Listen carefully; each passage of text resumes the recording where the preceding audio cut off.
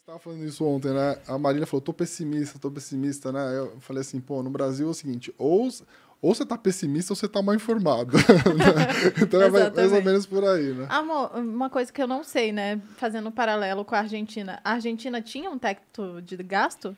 Então, Ou nunca teve? tem uma frase que ela fala que um contrato entre pessoas honradas é desnecessário, entre pessoas desonradas é insuficiente. Colocar um teto de gastos na Argentina é a mesma coisa que nada. E aqui no Brasil está se mostrando muito parecido. Exatamente. Porque o problema que a gente está vendo é que isso foi criado no governo Temer em 2016, começou a vigorar em 2017, e agora, pouquíssimos anos depois, a gente está considerando uma série de puxadinhos nesse teto, né? Como que foi essa dinâmica? Porque alguns gastos podem crescer fora do teto e outros não. Então, o que eles falaram foi o seguinte, olha, a gente precisa abrir um espaço aí para um auxílio emergencial de R$400. Que a gente pode tirar do teto? Precatórios, olha só, os precatórios, eles cresceram muito nos últimos anos. Por que eles cresceram muito em relação ao ano anterior? Principalmente por conta da digitalização dos processos judiciais. O que é um precatório, Eu ia Marília? perguntar isso agora. Um precatório é uma dívida que você tem contra o governo. Tá. O governo perdeu, vamos supor, ele pegou um seu terreno e ele tem que te pagar um dinheiro. Ele promete te pagar, mas você tem que ir para a justiça para receber esse dinheiro. Aí o juiz vai e fala assim, não, realmente, o governo tem que te pagar aqui. Fechado, ele tem que te pagar, põe um carimbo lá e aí vai para os precatórios. É que geralmente é um valor muito grande, né? É Não é uma aquelas promessa. dívidas pequenininhas. Mas, Uma por exemplo, promessa de sei lá, pagamento É do uma governo. dívida mesmo.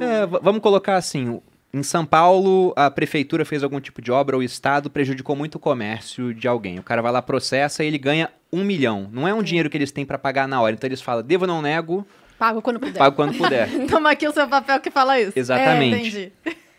Que E aí- tristeza. Pois é, muita tristeza. Não, tristeza é o que vem agora, né? Esse é o precatório, mas, Não, e o que aconteceu? Há uns anos atrás, eles inclusive tinham feito umas regras de pagamento de precatório. Você não podia demorar mais de tantos anos para pagar e tal. Tava bem organizado. Tava encaminhado. Estava encaminhado. Até que fizeram mercados de Você tem um mercado paralelo, né? Então, assim, imagina, Malu, você tem 1 milhão para receber do governo, eu falo para você, olha, eu te pago 600 mil para você receber já e eu assumo o seu precatório. Então tem um mercado também bastante Entendi. ativo nesse Criou-se sentido. um mercado muito grande. Eles securitizavam as carteiras de precatórios e vendiam para bancos, para investidores. Teve Tem corretora vários cripto fundos até fazendo isso, tokenizando. tokenizando o precatório. E, assim, virou um mercado mesmo, e um mercado até de renda fixa, né? Porque eles falavam assim, de acordo com as regras de pagamento dos precatórios, eu vou receber tanto aqui, tanto aqui, tanto aqui. Então, criou-se como se fosse um título de renda fixa. Até o governo dizer, não vou pagar. Até ele falou assim, não, Entendi. peraí, Eu pensando já bem, eu não vou sabia o pagar final. agora, eu vou pagar daqui a pouco, mas é daqui a bem pouco, entendeu? E aí ele falou assim, não, peraí, e aí durante a pandemia, eles digitalizaram os processos judiciais para conseguir dar vazão, né, ao número de processos. Então, um processo que antes ia para uma van, que ia do Acre até São Paulo, e aí depois voltava para o Acre, não sei o que lá, hoje em dia está tudo online e no dia seguinte chega na mesa do juiz para ele julgar. Então, isso aumentou muito o número de precatórios, né, o número de causas e de precatórios. E aumentou também o valor contabilizado a se pagar. Um crescimento realmente bem relevante em relação aos anos anteriores. Aí o pessoal falou assim, não, esse tanto não cabe no orçamento. Esse tanto já está demais. Então, vamos criar uma regra de parcelamento adicional do que for acima de um teto dos precatórios. Então, foi acima desse teto, a gente vai parcelar. E aí, por isso que é chamado de a PEC do calote, né? Porque aí você vai parcelar ainda mais esses precatórios que você já iria receber de acordo com a regra anterior. E aí eles tirando isso, eles deixando de pagar agora, tem mais espaço para gastar em outras coisas. Exatamente, como auxílio diesel, como auxílio Brasil de R$400, como emendas parlamentares, né? E tem um efeito que é legal, né? Assim, a história do jeitinho brasileiro é isso, entendeu? O jeitinho brasileiro é você dar um jeitinho nas coisas serem feitas de outras formas.